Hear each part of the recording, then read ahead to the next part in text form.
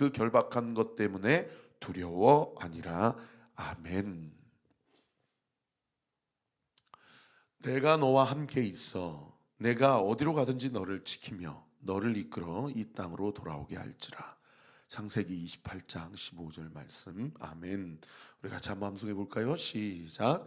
내가 너와 함께 있어 내가 어디로 가든지 너를 지키며 너를 이끌어 이 땅으로 돌아오게 할지라. 창세기 28장 15절 말씀. 아멘. 자, 어제 보면 마지막 구절에서 예수님께서 아나니아를 통해서 형제 사울에게 네 가지를 전달했는데 14절 15절에 보면 그 네 가지가 뭐냐? 첫 번째, 내가 너를 택했다.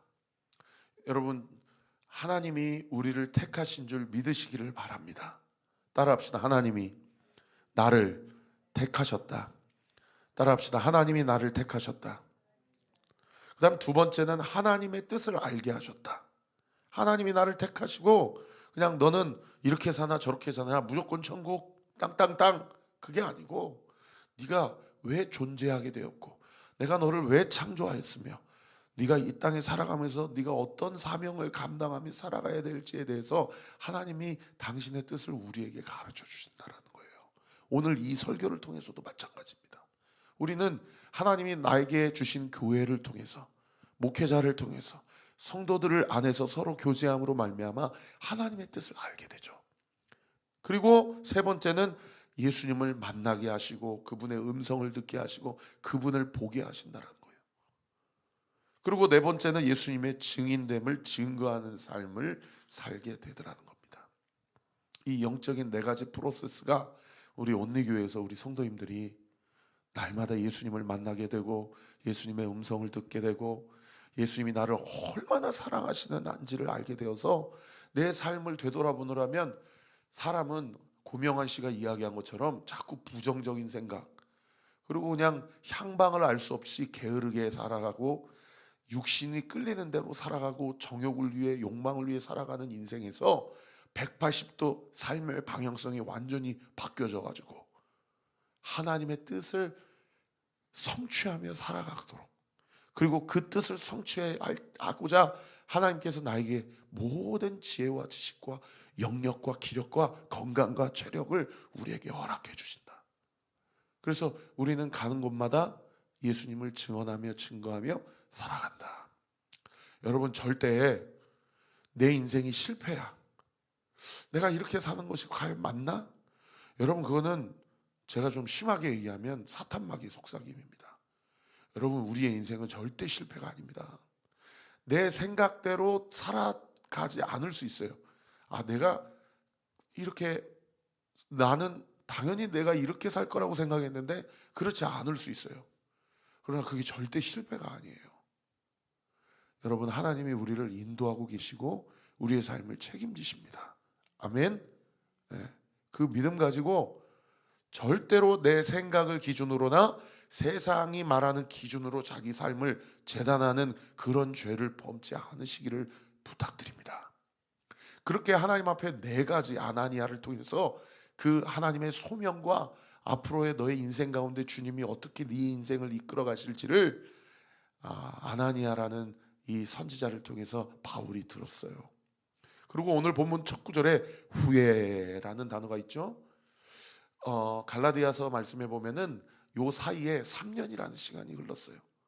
바울이 아나니아를 통해서 예수님께 소명을 받고 아라비아 광야에 나아가서 예수님이 40일 동안 광야에서 훈련받고 시험받았던 것처럼 아라비아 광야에 나아가서 바울이 그전에는 예수 믿는 사람들을 죽이는 자로 스데반을 죽이고 그리고 그 열성이 얼마나 충만했는지 세상의 대제사장에게 합법적인 공문을 받아가지고 시리아의 수도인 다메섹까지 가가지고 거기서 예수 믿는 사람 죽이려고 했었던 그 열성, 그 자기 열심의 자기 주인 된 삶의 결과인 자기의 인생이 그 3년이라는 시간을 통해서 하나님께서 완전히 그 인생을 뒤집어 주시고 바꿔 주시고 여러분 3년 동안 광야에서 예수님과 교제하면서 자기의 삶의 가치관부터 시작해서 그리고 얼마나 가말리엘 문화생으로서 얼마나 엄청난 율법 교육을 받았겠어요. 그 율법 교육의 모든 방향성과 귀결됨이 예수 그리스도로 핵심이 모아지는구나 라는 자신의 신앙 체계와 신학 체계와 자신의 삶의 어떤 모든 가치관을 완전히 그 메커니즘이 뒤집어지는 역사가 3년 동안 나타난 거예요. 여러분, 사람마다 하나님이 훈련시키시는 시간이 있어요. 심지어 예수님도 광야의 시간을 가지셨다니까요. 그리고 3번이나 사탄에게 유혹을 받으셨어요. 우리에게도 이 땅에서의 우리의 삶이 어느 분에게는 40일, 어느 분에게는 1년, 어느 분에게는 3년, 어느 분에게는 모세처럼 40년 동안 광야에서 하나님 앞에서 훈련받는 시간이 있어요. 우리는 그 광야 학교를 잘 졸업을 마치고 하나님 앞에 사명을 받아서 이 땅에서 하나님의 뜻을 이루는 삶을 살아가야 될 줄 믿습니다. 어떤 성도님은 우리 온리교회에 와서 그 광야의 시간을 거치는 성도님이 있으세요. 어떤 성도님은 온리교회에 와서 이미 그 과거의 그 시간들을 지났고 이 교회에서 다시 신앙생활을 하고 영적인 활력이 공급되므로 하나님께 쓰임받는 성도님들이 있으세요. 각자의 시간표는 그 카이로스의 하나님의 때마냥 다 다를지라도 중요한 것은 무엇입니까? 첫째, 예수님이 나와 함께 하신다는 사실은 동일합니다. 두 번째, 그 삶의 방향성이 결국 예수 그리스도를 증언하는 삶을 살기 위함이라는 것은 공통점이에요. 여러분, 조급하지 마세요. 고명한 씨도 얘기해요. 그 고전 강의 세바시 강의 나와서 얘기하시더라고요. 인생은 속도가 중요한 게 아니라 방향이 중요하다. 우리의 인생의 방향이 예수 그리스도요, 그분을 증거하는 복음 전도자의 삶을 살아가는 것이 우리의 사명임을 믿고 조급하지 않고 내 인생이 실패했다라고 생각하지 아니하고 주님이 불가능을 가능하게 하시고 우리를 살아내게 하시고 우리로 하나님의 사명을 감당하는 자로 나를 사용하시고 우리의 가정을 회복시키시고 우리 교회를 더 굳건하게 세워주신다라는 믿음의 확신을 가지고 오늘 이 하루도 예수님과 동행하며 승리하며 주의 뜻을 이루는 우리 사랑하는 성도님들 되시기를 예수님의 이름으로 축복합니다. 그 광야 시간을 마치고 나서 17절에 보시면은 내가 예루살렘으로 돌아와서 성전에서 기도할 때에 주님을 만나게 돼요. 그런데 이 행간에서 여러분, 바울이 어떻게 생각했냐면 제가 바울의 마음을 한번 추측해 봤어요. 자기가 주님 만나기 전에 어떤 삶을 살았어요? 주님을 믿는 사람들을 죽이는 자의 삶을 살았잖아요. 그러니까 3년 동안 예수님께 훈련받고 예수님 앞에 모든 삶의 방향성을 재정립했지만 자기의 결론이 어떻게 났냐면은 내가 유대인이고 그리고 유대인들은 지금도 기독교인들, 그리스도인들을 지금 핍박하고 박해하는데 하나님이 나를 이렇게 그리스도인으로 유대교에서 기독교로 이렇게 개종시키시고 거듭나게 하신 것은 나를 통해서 유대인들에게 복음을 전하라고 나를 만나 주셨구나. 왜요? 유대인들 중에 최고의 율법 교육을 받은 사람이고 지금도 기독교인들을 박해하고 있는 유대인들의 삶이 자기가 주님 만나기 전에 삶이기 때문에 여러분, 뭐 베드로가 그 일을 하겠어요? 야고보가 그 일을 하겠어요? 물론 하나님이 그들을 통해서도 유대인들에게 복음을 전하게 하셨지만 자기만큼 똑같이 여전히 기독교인들을 박해하고 예수님이 메시아라고 증언하는 자들에게 돌을 던지는 자들에게 복음 전할 만한 합당한 사람, 모든 조건을 다 갖춘 사람은 초대교회 성도들 중에 자기만큼 좋은 옵션과 자기만큼 좋은 백그라운드를 갖고 있는 사람은 없다고 생각한 거예요. 이게 오늘 이 본문의 행간에 바울이 주님을 만나기 전에 바울의 다짐이었던 것 같아요. 그래서 내가 이 예루살렘에서 우리 동족들에게 복음을 전하겠습니다 라고 주님 앞에 기도했던 것 같아요. 그러니까 주님께서 황홀한 중에 환상으로 나타나셔서 바울에게 18절에 뭐라고 말씀하십니까? 속히 예루살렘으로 나가라. 너 여기 있지 말고 나가. 그들은 여기서 말하는 그들은 누구예요? 유대인들이죠. 네가 나에게 대하여 예수님에 대하여 증언하는 말을 듣지 아니하리라. 이사야 선지자가 예언한 어떤 말씀이 생각나세요? 6장 9절 말씀 나중에 찾아보세요. 그들은 들어도 깨닫지 못하고 봐도 알지 못할 것이다. 왜요? 이미 마음이 굳어버렸어요. 그 말씀, 그 예언이 생각나지 않습니까? 네가 아무리 그렇게 나를 위해서 네 동족들에 대해서 너의 삶을 드리고 헌신하고 바친다고 할지라도 내가 널 그렇게 안 쓸 거야. 그거 네 생각이야. 여기서 나가! Get out! 이렇게 얘기하시는 거예요. 여러분 옆에 질문하기나 묵상하기 한번 써보세요. 내가 주님을 위해서 하겠다라고 하는 그 선한 동기라도 그것이 주님의 뜻과 부합하고 맞는지, 내가 함부로 내 생각과 내 백그라운드와 내 프로필과 내 경력과 내 이력으로 하나님은 마땅히 나를 이렇게 쓰실 거야 라고 생각하고 그렇게 재단하며 하나님 앞에 헌신하고 결단한 것이 혹시나 있는 것은 아닌지 자기 자신에게 한번 물어보세요. 그러니까 우리는 얼마나 기도하면서 하나님께 A부터 Z까지 소소한 것까지 여쭙고 물으면서 주님의 말씀을 들어야 되겠어요. 오늘도 이 말씀을 통해서 우리 성도님들의 마음 가운데 내 생각과 하나님 생각 확실히 다르구나 라는 것을 깨닫게 하시는 성도님들이 있으실 거예요. 그래서 19절 20절에는 바울이 자기 생각, 하나님이 나를 이렇게 쓰시면 더 효과적으로 하나님 나라를 위해서 더 좋으실 텐데 라고 했던 변명이 19절 20절에 기록되어 있어요. 19절에 바울이 뭐라고 주님께 얘기합니까? 주님, 내가 주를 믿는 자들을 가두고 또 회당에서 또 때리고, 20절 또 주의 증인 스데반이 피 흘릴 때 내가 곁에서 서서 찬성하고 그 죽이는 사람들의 옷을 지킨 줄 그들도 알아요. 근데 이런 내가 이렇게 변했잖아요. 그러니까 예루살렘 성 안에서 열성 있는 유대인들 중에 나를 모르는 사람이 없어요. 나를 그렇게 쓰세요 라고 그렇게 얘기한 거예요. 근데 이게 주님 편에서 봤을 땐 바울이 좋게 얘기하면 순진한 거고 안 좋게 얘기하면 단순한 거죠. 그러니까 주님이 21절에 뭐라고 얘기합니까? 더 세게 얘기해요. 나가라라고 아까 18절엔 얘기했는데 21절에는 나더러 또 이르시되 떠나가라! 더 세게 얘기하셔요. 그러면서 세상에 유대인들과 완전히 대척점에 있는 개념의 단어를 아주 드러내놓고 노골적으로 바울에게 얘기하시죠. 그 단어가 뭐예요? 이방인, 외국인이라는 단어예요. 떠나가라! 내가 너를 멀리 이방인에게로 보내리라. 야, 네 생각하고 내 생각하고 달라. 그건 네 생각이지. 나는 이방인들을 통해서, 너를 통해서 이방인들에게, 외국인들에게, 아프리카 사람들, 유럽 사람들, 아시아 사람들에게 나의 부활된 사실과 복음을 증언하는 것으로 내가 너를 쓸 거야. 그건 네 생각이야 라고 이야기한다는 겁니다. 여러분, 이 바울과 예수님 사이에서의 이런 어떤 밀당이나 생각을 이렇게 조정하고 그리고 예수님의 마음이 바울의 마음 가운데 심기는 이 과정 어떠세요? 오늘 말씀 묵상하시면서 어떤 마음이 드세요? 너무 부럽지 않습니까?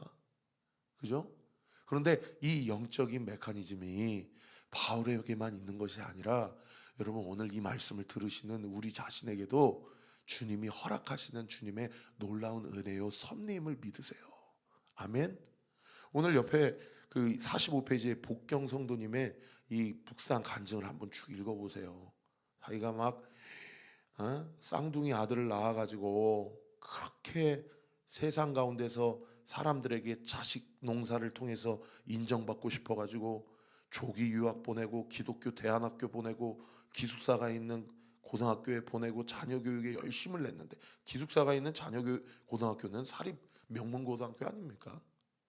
그렇게 했는데도 세상에 폭력 사건에 연루가 되어가지고 정학 처분을 받고, 그러면서 하나님이 거기 세 번째 단락 보시면은 참 성경 말씀을 통해서 자기가 하나님이 나에게 주신 음성을 들어도 듣지 못하고 세상 성공을 쫓아 자녀들을 몰아붙인 죄를 깨닫게 되었고 과거의 낙태의 죄도 깨닫게 되었다. 이게 성령이 우리 가운데 하시는 일이에요. 죄를 깨닫게 하세요. 이 죄가 왜 문제냐면은 죄가 우리가 깨닫고 하나님 앞에 회개하고 돌이키지 않으면 이 사탄이, 이 귀신은 영적 존재니까 우리의 과거를 다 알잖아요. 그러니까 합법적으로 우리 가운데 들어와서 자기 세력을 주장하고 자기 영향력을 관철시키려는 게 이게 문제예요. 그래가지고 이분이 교회 공동체 안에서 자기 죄를 고백하고 자기의 연약함을 고백하고 회개하고 자기를 위해서 기도해달라고 요청했어요. 그래서 새로운 삶을 살게 되고, 그리고 소그룹 리더로, 등대지기로 그렇게 헌신하고 있어요. 그런데 마지막 단락에 보면은 자기 남편은 그러한 죄를 자기와 함께 지었고 그렇게 고백했지만은 여전히 말씀이 들리지 않는다라고 그냥 주일날 예배만 드리고 신앙생활의 전부로 다 하고 있어서 너무 안타깝지만은, 그러나 이분이 참 귀한 게 남편을 정죄하지 않고 판단하지 않고 주님이 저를 만나 주신 것처럼 남편도 찾아가 주실 것을 믿고 자기는 끝까지 기도할 거라고. 얼마나 귀한 믿음입니까? 그래서 밑에 적용하기에 구체적으로 무엇을 결단하셨냐면 남편에게 고마워, 미안해, 이런 말 하겠다고. 당신은 언제까지 교회만 다니고 이렇게 썬데이 크리스찬으로 살 거야? 이렇게 핀잔 두지 않고 기도하면서 사랑으로 품고 고맙다, 미안하다 라고 이야기하면 여러분, 남편이 하나님의 때에 반드시 돌아옵니다. 여러분,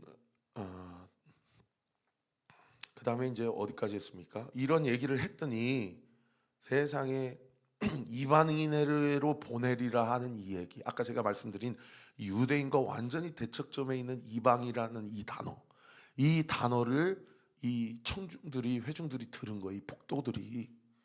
그러니까 여러분, 예수님 자기가 하나님을 만났고, 물론 여기서 주님이라고 표현했기 때문에 이게 성부 하나님인지 성자 예수님인지는 잘 드러나지 않지만 우리는 삼위일체를 믿기 때문에 그게 성부 하나님이다, 성자 예수님이다, 예수님도 하나님이세요. 믿으시면 아멘.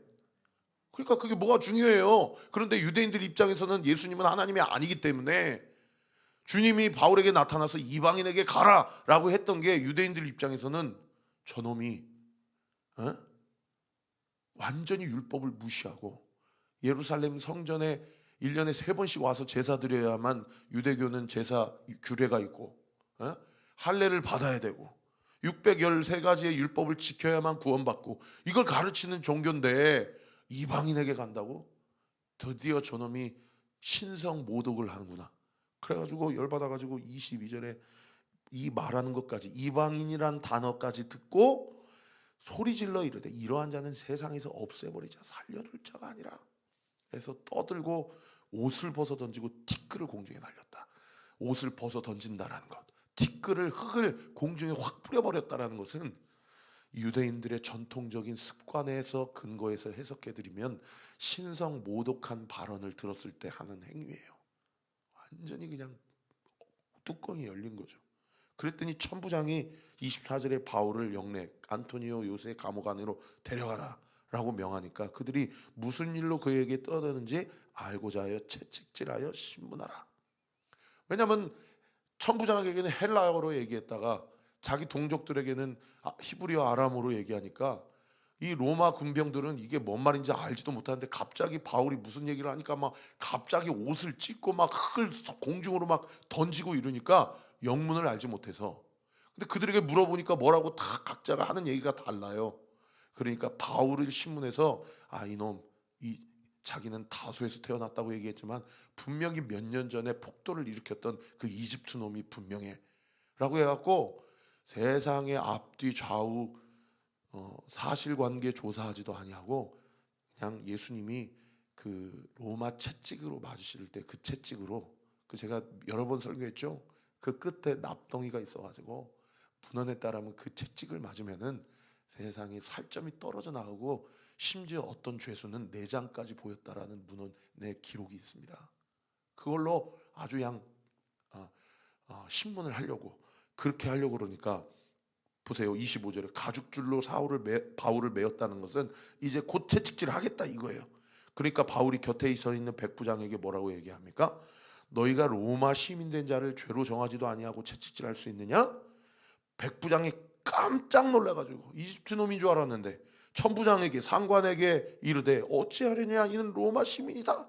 27절에 천부장이 급하게 바울에게 와서 네가 로마 시민이냐 내게 말하라 이르되 그러하다. 28절에 천부장이 나는 돈을 많이 들여 이 시민권을 얻었는데 너는 어떻게 얻었냐? 바울이 이르되 나는 나면서부터 로마 시민권자다. 그러니까 천부장이 자기가 큰 실수를 했잖아요. 재판도 없이 여러 가지 따져보고 조사도 안 해보고 세상에 그 맞으면 거의 반 죽음에 이르는 로마 채찍으로다가 때리려고 그러니까 그때서 바울이 자기가 로마 시민권자인 것을 밝히니까 29절에 보세요. 신문하려는 사람들이 곧 그에게서 물러가고 천부장도 그가 로마 시민인 줄 알고 또 그 결박한 것 때문에 두려워했다. 여러분, 사실관계를 잘 파악하지도 아니하고 우리가 내 생각과 내 기준으로다가 그냥 딱 결정 내려버리고 이 사람은 이런 사람이구나. 우리 교회는 이런 교회구나. 지금 이 상황은 어떤 상황이구나. 여러분, 이러한 영적인 우를 범하는 일들이 오늘날 우리에게도 얼마든지 일어날 수 있어요. 그래서 기독교인들, 크리스찬들은 반드시 내가 어떤 상황이나 어떤 인물에 대해서 판단을 내리고 결론을 내려고 할 때 함부로 판단을 내리거나 결론을 내려서는 아니 돼요. 여러분, 사업하시는 분들, 직장생활 하시는 분들, 여러분 가정에서 남편 구원을 놓고 끝까지 기도하시는 분들, 여러분 반드시 하나님께 묻고 또 묻고 또 묻고 하나님의 말씀 듣고, 여러분 하나님은 사랑이시라. 할렐루야. 하나님의 사랑과 은혜로 모든 일에 기도하고 행동으로 옮기시는 저와 우리 모든 온누교회 성도들 되시기를 예수님의 이름으로 축원합니다. 기도하겠습니다. 아버지 하나님 감사합니다. 오늘도 주의 말씀을 전했습니다. 우리 사랑하는 성도들 주님의 은혜 가운데 하나님의 뜻을 온전히 이루게 하시고 오늘 주신 말씀 붙잡고 하나님 영적으로 보아도 보지 못하고 들어도 깨닫지 못하는 사람들이 아니라 보여주시면 보게 되고 들려주시면 듣고 깨닫게 됨으로 말미암아 이 말씀 붙들고 회개할 것 있으면 회개하고 결단해야 될 것 있다면 결단하게 하시고 하나님의 말씀 앞에 순종하는 저와 우리 모든 온누교회 성도들 되게 하여 주옵소서. 오늘 하루의 모든 일정 가운데도 주님 우리 사랑하는 성도들과 동행하여 주시고 특별히 환절기에 건강 문제로 또 여러 가지 만성적 질환으로 인하여 고통당하고 있다면 오늘 이 아침에 기도할 때 우리 주님 예수 그리스도의 이름으로 명하노니 치료의 광선이 비춰지게 될지어다. 예수의 이름으로 고침받게 될지어다. 담대할지어다. 강건할지어다. 예수님의 이름으로 기도합니다. 아멘. 이제는 우리 구주 예수 그리스도의 은혜와 하나님의 사랑과 성령 하나님의 위로교통 충만하심이 주신 말씀 붙잡고 오늘도 주님과 동행하며 승리하기로 결단하는 우리 사랑하는 온누교회 모든 성도들 머리 위에 지금으로부터 영원토록 함께 하시기를 간절히 축원하옵나이다. 아멘.